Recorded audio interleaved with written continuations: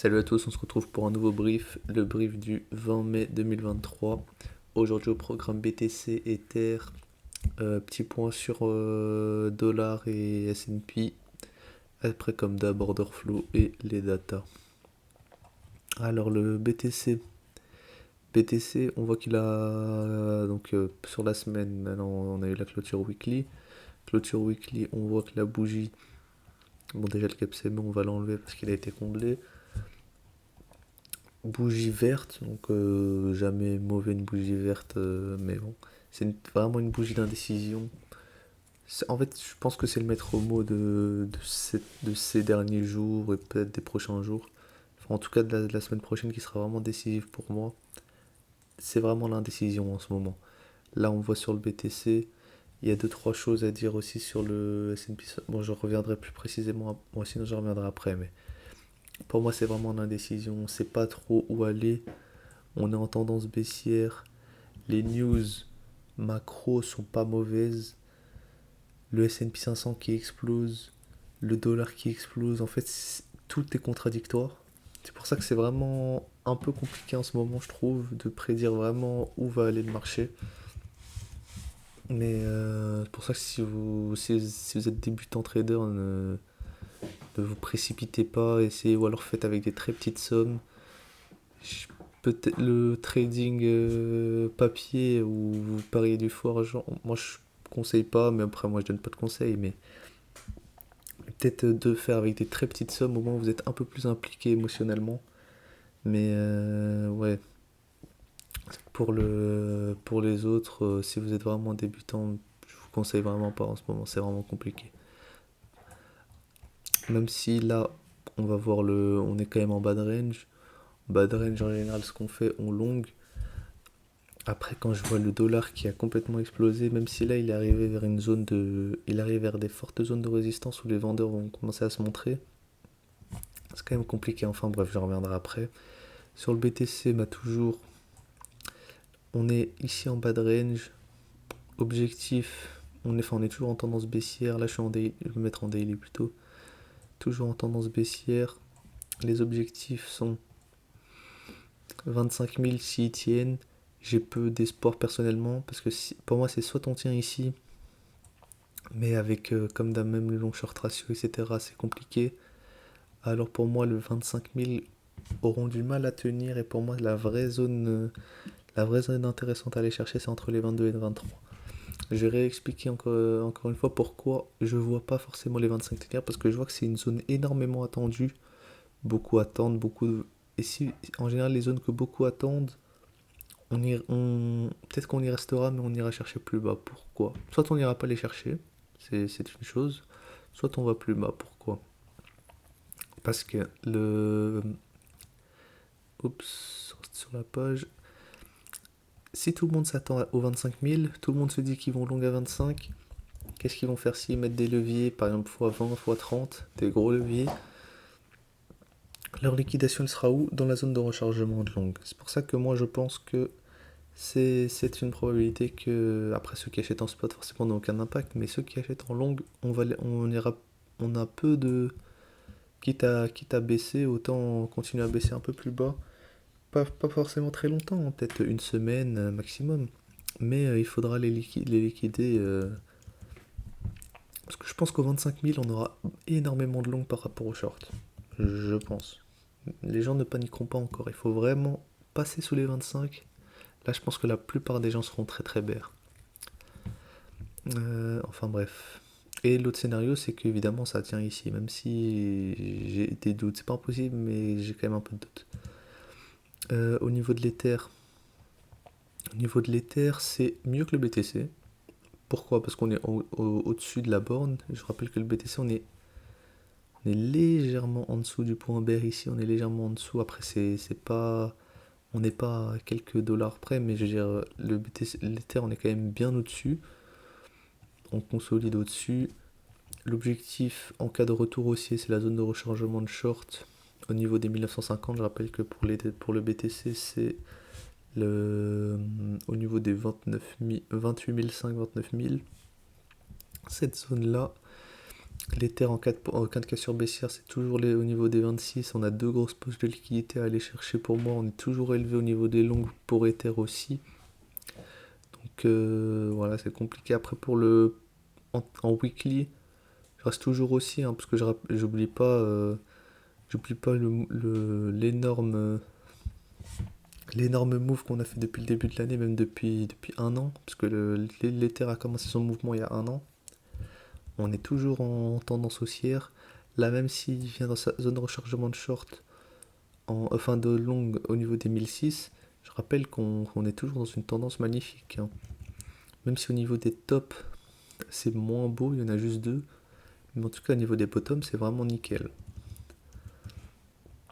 Et voilà, d'ailleurs, la confluence avec le premier arrêt depuis le bottom. Donc, à noter aussi. S&P 500, cassure haussière. Donc ça, c'est très, très joli. Cassure haussière, à voir là. Donc la clôture weekly, à voir la deuxième semaine. Pourquoi je pense que la prochaine semaine sera décisive? Parce qu'il faut absolument que la semaine soit verte, qu'on ait une semaine de confirmation.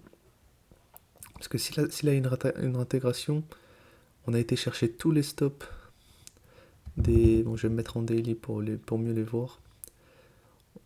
On a fait une contraction. Ce qu'on a fait, c'est qu'on a été chercher tous les stops. Même jusqu'à celui-ci. Ouais, non, si, on a été le chercher. Donc là, si on réintègre, c'est pour aller où? Bah, aller chercher les stops dans l'autre sens. Donc ce serait... Je vais me remettre en daily. Hop, j'ai enlevé ça. Et chercher dans un sens. Si on réintègre, ce serait pour aller en daily chercher les stops ou dans l'autre sens au niveau des 4050 points. Donc ce serait vraiment mauvais. Pour moi, il faut vraiment, vraiment, vraiment faire une semaine verte, même si elle est toute petite, même si on fait la même semaine weekly que le BTC. Je rappelle que la bougie du BTC est vraiment éclatée. Mais c'est mieux que... Il faut vraiment accepter. Faire une bougie comme ça sur le S&P 500. Faire une acceptation au-dessus. Et là, alors, ce serait vraiment très, très joli. On ira chercher les liquidités minimum des 4325. On ira les chercher sans problème. Objectif, zone de rechargement de short au niveau des 4004. Il y a même une poche de liquidité ici au niveau des 4005 que je vois qui serait intéressante. Pour moi, l'objectif des 4005, il est complètement réalisable euh, dans les prochaines semaines. Mois de juin probablement, peut-être juillet, je sais pas. Mais fin mai, juin, un S&P, fin juin plutôt. Un S&P 4005, s'il y a une confirmation haussière, ce serait vraiment pas déconnant. Dollar. Euh, Dollar, on avait identifié la zone enfin une énorme zone de stop ici. En général, quand on en casse 1, 2, on retourne en général on va casser des 3, 4, 5e. On retourne à la base en gros de la trendline. Ici, c'est exactement, je l'ai pas bougé, un nouvel objectif, je l'avais noté, on a pile été dessus. Là, on se fait rejeter. Là, honnêtement, on a trois gros, la zone de rechargement de short ici. On a le premier arrêt de tout le mouvement et on a la grosse résistance ici. Donc là, honnêtement, au nord, on a trois énormes résistances pour le dollar. Au sud, bon ça je peux l'enlever. Je vais l'enlever d'ailleurs, même ça. Alors qu'au sud, bah, on a cette résistance là, ouais. Et après, c'est directement le bas de range. Donc, pour le dollar, la tendance est vraiment... Bon, la tendance weekly est baissière. Là, actuellement, on a fait une énorme poussée. On pourrait très bien aller chercher le premier arrêt. Bon, je l'ai très mal tracé, mais voilà, ça reviendra plus ou moins à la zone de résistance. Après, faire un plus haut, mais avec les différentes résistances qu'on a là, pour moi, c'est compliqué de voir le dollar aller beaucoup plus haut. Pour moi, on a fait une grosse partie du mouvement. Et même s'il va dans une zone de changement de short, c'est pas un problème, hein. Je rappelle qu'on l'important, c'est toujours maintenir les tendances. Donc là, on est en tendance baissière. Si on la maintient, c'est toujours bon. Même si on fait pas de nouveau plus bas. Enfin, on fait un nouveau plus bas, mais juste histoire d'aller chercher la liquidité, pas un réel nouveau plus bas. Mais voilà, c'est un peu ce que je vois. ça va saturer. En gros, ce que je veux dire en quelques mots, c'est que là, c'est compliqué d'aller beaucoup plus haut, c'est en train de saturer. Il y a énormément de zones de résistance. Après, on peut toutes les casser. Forcément, s'il y a des news, on peut toutes les casser. Mais ça commence à être compliqué là. Surtout, j'attends en tournant la zone de rechargement de short.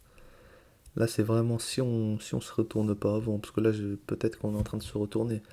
Mais possiblement, retour dans la petite zone rouge ici, retour dans la zone de rechargement de short. Là, cette zone de rechargement de short, je dois vraiment l'attendre. Pour moi, c'est vraiment là que les vendeurs doivent se montrer. Ensuite, BTC dominant, serein de spécial, toujours en haut de range. Même chose pour le total 3, toujours en bas de range plutôt pour le total 3. Total 3 c'est les alts hein, au cas où. Order flow, CVD spot qui s'effondre toujours, ça c'est toujours mauvais. Mais bon, c'est pas. Mais en tout cas, c'est à noter. Open Interest qui s'effondre aussi, donc pourquoi pas, on avait une grosse liquidation avant-hier, je crois.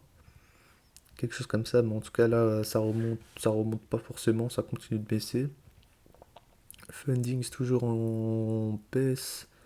Et là, enfin, on était très baissier. On est remonté, là on recommence à baisser. Là d'ailleurs, sur les quelques dernières heures, on a des fundings qui sont relativement bas. Spread toujours très en négatif et le long short ratio très en positif orienté long. Donc ça c'est toujours le problème, c'est toujours la même chose.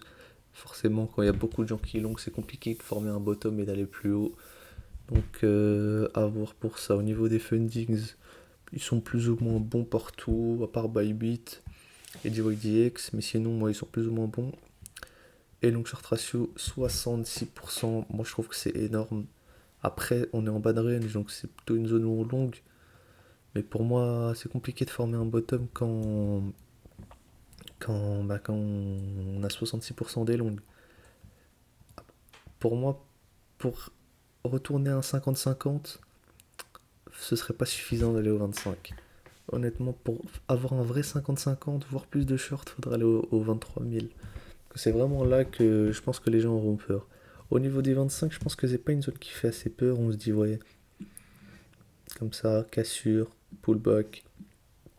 Et on voit plus haut. Mais en plus, ça revient au premier arrêt de toute la baisse. Enfin, de toute la dernière hausse depuis le début de l'année. Donc, ouais, c'est. Je sais pas, 25 000, j'en apporte pas.